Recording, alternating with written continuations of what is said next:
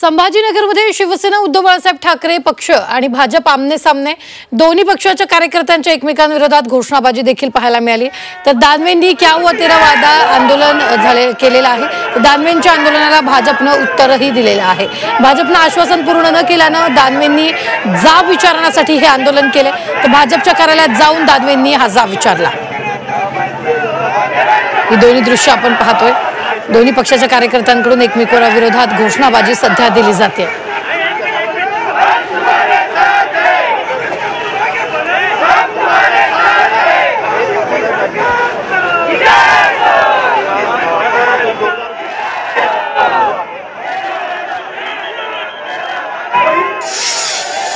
आल्या भाजप कार्यकर्त्यांनी उभाटा कार्यकर्त्यांमध्ये जोरदार घोषणाबाजी झाली।